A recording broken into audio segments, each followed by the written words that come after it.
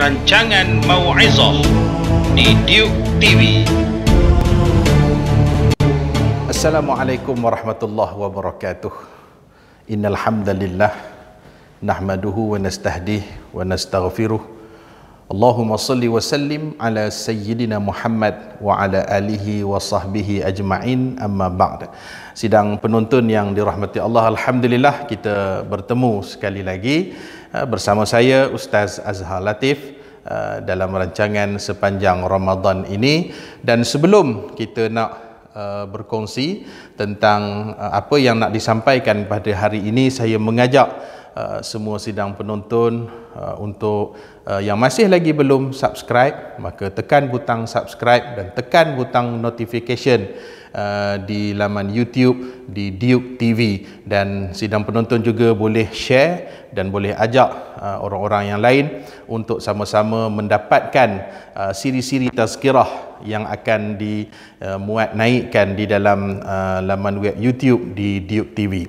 Sidang penonton yang dirahmati Allah, pada pertemuan yang lalu kita dah bincangkan berkenaan dengan doa, begitulah juga dengan faedah ataupun manfaat berdoa. Dan hari ini kita nak bincangkan pula tentang beberapa perkara yang menjadi sebab doa kita ditolak oleh Allah Subhanahu wa taala.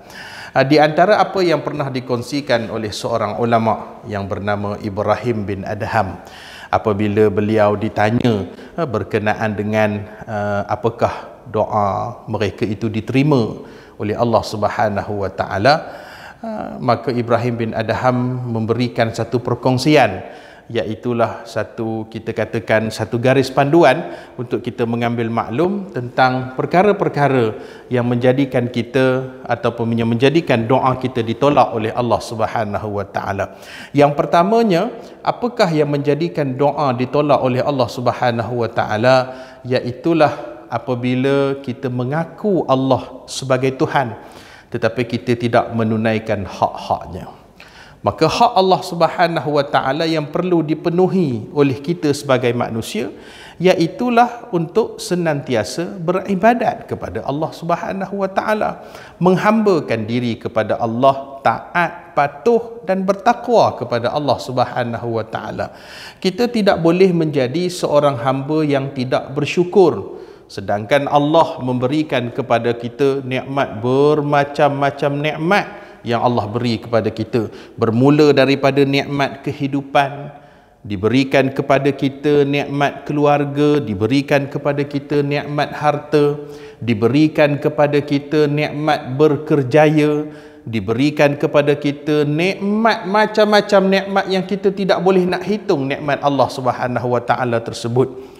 Maka sebagai hamba yang bersyukur, maka kita perlu memenuhi hak Tuhan, iaitulah patuh, taat dan beribadat kepada Allah dan tidak mensyirikkan Allah Subhanahu wa taala.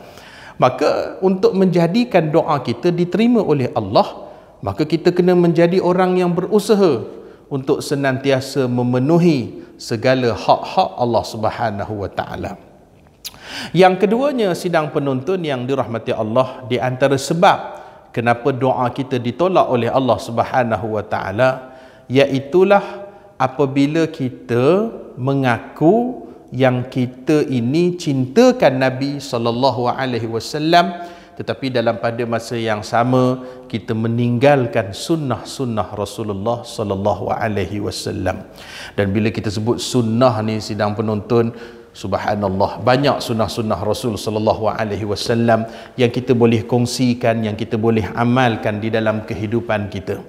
Tetapi walaupun kita tidak mampu untuk melakukan semua sunnah-sunnah Nabi, dalam masa yang sama kita kena ada usaha untuk melakukan sunnah Nabi.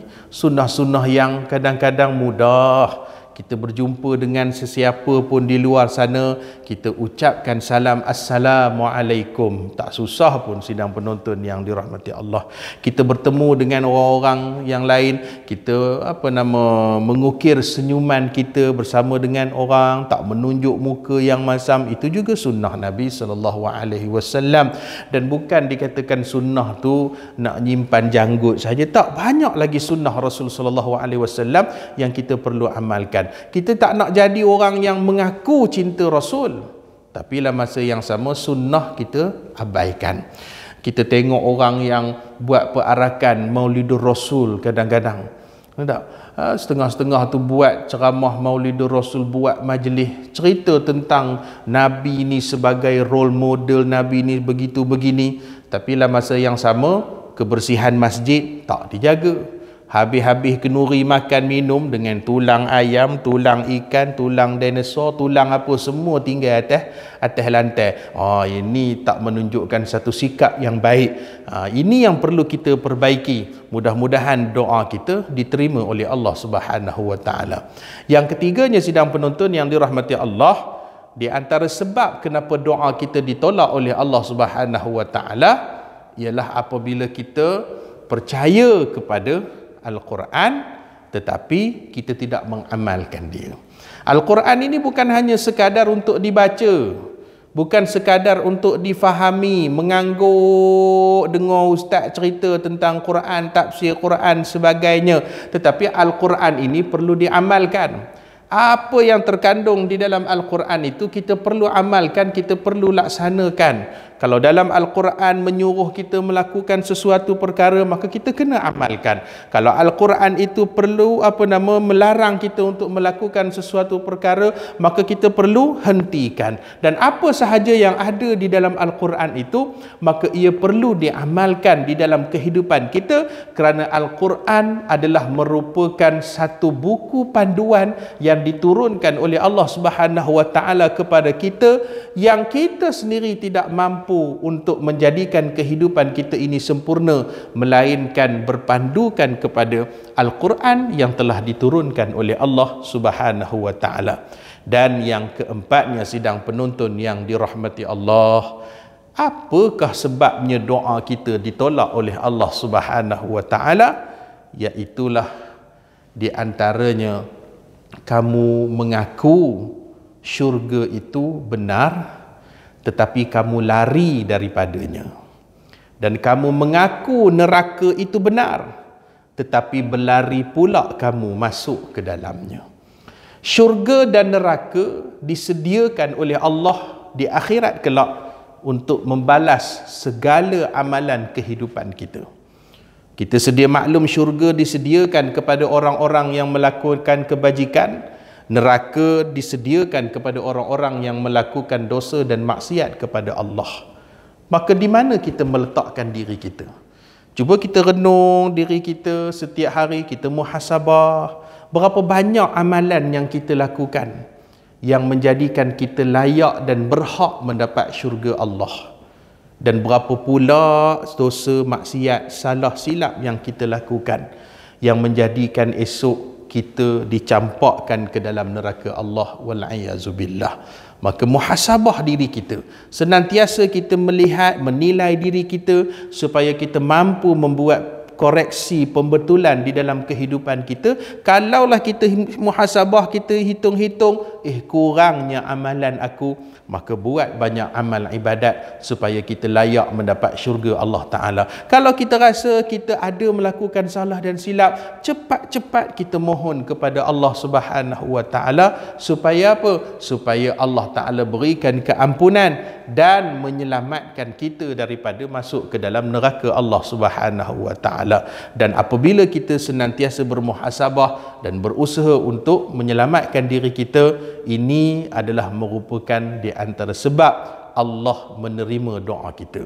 Tetapi kalau kita berkekalan dengan sikap yang sama, masih lagi tidak menghiraukan tentang dosa, pahala sebagainya, maka kita takut. Kita hanya sekadar menadah tangan, lenguh tangan menadah minta pada Allah, tapi dalam pada masa yang sama Allah menolak doa kita. Mudah-mudahan setiap doa yang kita panjatkan kepada Allah, kita mohon kepada Allah Ta'ala, diterima oleh Allah Subhanahu Wa Ta'ala, tidak ditolak oleh Allah Subhanahu Wa Ta'ala mentah-mentah. Saya mengundur diri, mohon ampun dan maaf. Sekian, wabillahi taufiq wal hidayah. Wassalamualaikum warahmatullahi wabarakatuh. Rancangan Mau'izah di Duke TV. Wa idza ghadiba fatara. Bila dia marah, dia memilih jalan bersabar. Dia bergaduh dengan suami dia, gaduh dengan isteri dia. Itulah sifat Allah. Apa yang ada, alhamdulillah. Dan kita terus berusaha untuk mendapatkan lebih daripada itu. Tetapi rasa syukur terhadap apa yang capai target dalam hidup dia, impian dalam hidup dia, cita-cita dalam hidup dia. Apa dalilnya? Allah sebut dalam surah An-Nashrah, fa idza faragh. Sedangkan kita tak payah takut, sedangkan cacing duduk dalam tanah pun ada dia punya makannya. Kerana apa? Allah berikan dia rezeki. Jadi kita sebagai manusia tidak perlu kita nak takut akan rezeki yang Allah SWT berikan kepada kita.